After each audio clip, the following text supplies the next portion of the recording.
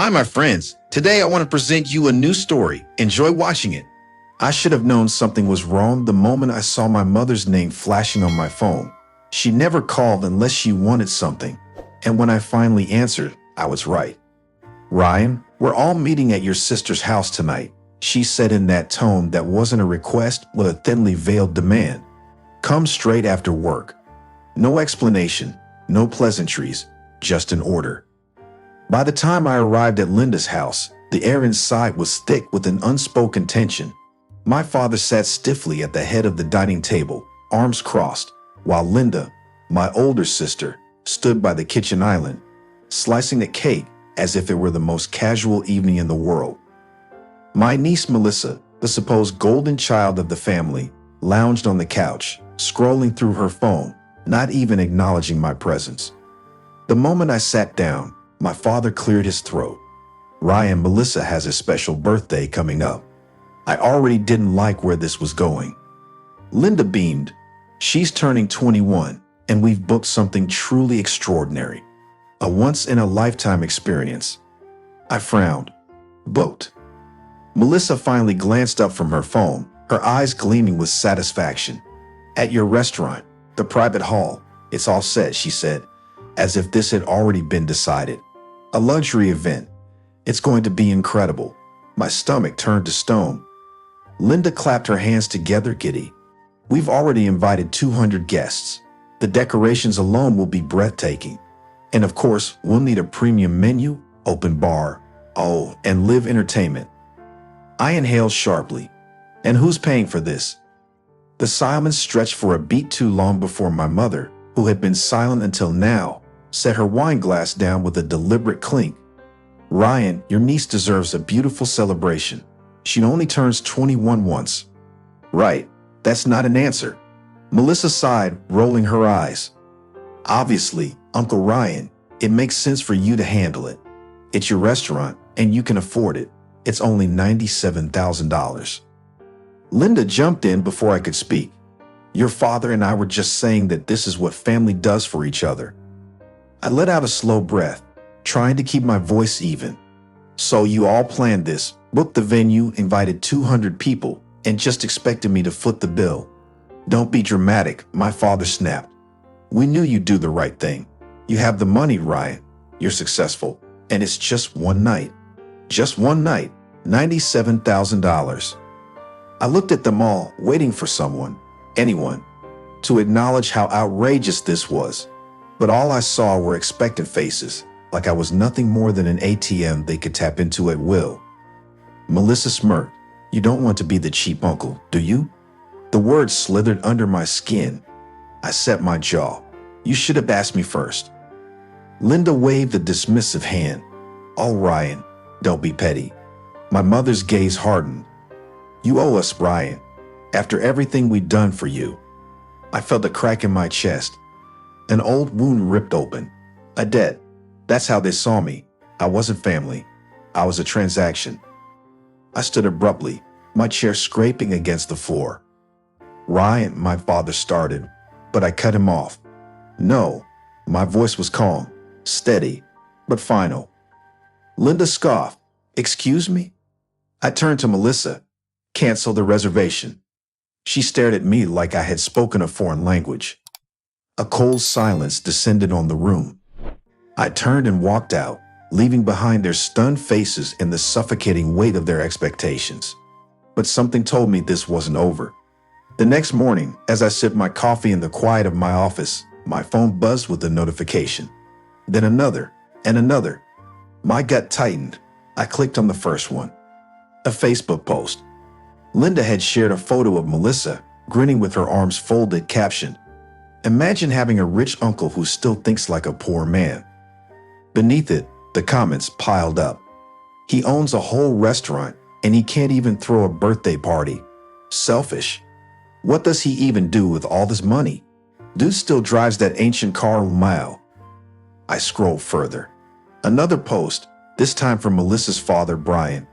"Ryan is so obsessed with his job, he doesn't even have a girlfriend, let alone a family. Workaholic ATM machine, but only when it suits him." The words hit harder than they should have. I kept reading, against my better judgment. Maybe if he wasn't so uptight, someone would actually want to be with him. A man with no wife, no kids, no life. What's he even saving for? I clenched my jaw. It wasn't just their entitlement, it was their mockery. They weren't just angry that I said no. They were laughing at me. A knock on my office door made me look up. My manager, Carla, peeked in. "Hey, you okay?" I exhaled sharply, forcing a smirk. "Yeah, just realizing some people see me as a walking wallet." She hesitated. "That post about you, it's all over Twitter too." I nodded, the bitter taste of betrayal thick in my throat. I had always known my family took me for granted, but now I saw it for what it truly was. They never respected me at all. I barely had time to process the online humiliation when my office door swung open. My father stepped inside without knocking, a thick envelope in his hand. His expression was unreadable, but I knew better than to mistake his silence for hesitation. "I spoke to your mother," he said, dropping the envelope onto my desk. "She agrees this is the right thing to do." I frowned, opening it. A printed budget, $97,000. My name was already listed under confirmed payment. I let out a dry laugh. "You're joking." He took a seat across from me, crossing his arms. "Melissa's birth date is important to the family. We can't let her down." I leaned back, exhaling sharply. "Melissa's parents can't afford this. That's not my fault." He gave me a level stare. "Ryan, you wouldn't be where you are today without us. When you were in the hospital as a kid, who sat by your bed? Who sacrificed for you?" There it was, the old debt, the guilt they loved to dangle over me. I pushed the envelope back toward him. "I'm not paying." His jaw tightened. "Think carefully before you say no. Family doesn't turn its back on each other." I met his gaze, unwavering. "Then why does it feel like I'm just your bank account?" His silence told me everything. Then, with a disappointed sigh, he stood. "You'll regret this, Ryan." But as he walked out, I knew, for the first time, I wouldn't. That night, sleep evaded me. My father's words echoed in my head. "Who sacrificed for you?" Pulling me back to a hospital room from years ago. I was 7, small and frail, hooked up to an IV after a bad bout of pneumonia.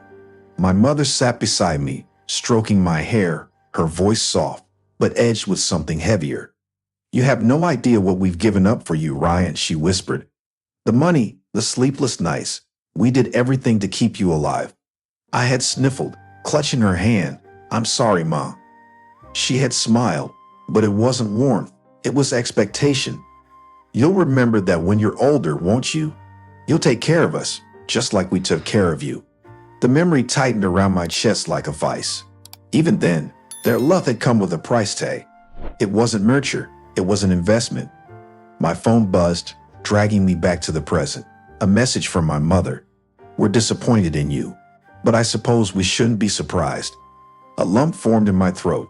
The guilt was still there, deep and corrosive, but something inside me was shifting. I wasn't their debt to collect. Not anymore. Morning light filtered through my office window as I sat at my desk, staring at the untouched contract for Melissa's extravagant party. The numbers were absurd.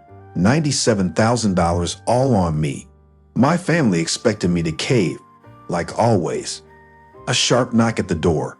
My father entered without waiting for an invitation, his expression firm. "So have you come to your senses?" I met his gaze, calm but resolute. "Yes," I said, standing. "I'm canceling the reservation." His face darkened. "Ryan, don't be ridiculous." I pulled a crisp $100 bill from my wallet and placed it on the desk between us. "That's my contribution. Melissa can have a pizza, some cakes and some balloons." My father scoffed. "After all we've done for you." I cut him off, voice steady. "No, after all I've done for you. And I'm done." For the first time, I saw something flicker in his eyes. Shock, maybe even fear. He had no control over me anymore. As he stormed out, I exhaled, feeling something I hadn't in years, freedom. I wasn't their wallet. I wasn't their obligation. I was finally just me. Friends, what do you think of this story? Write your opinion in the comments. Would you like more stories? Don't forget to subscribe and hit the bell button so you don't miss any videos. See you tomorrow.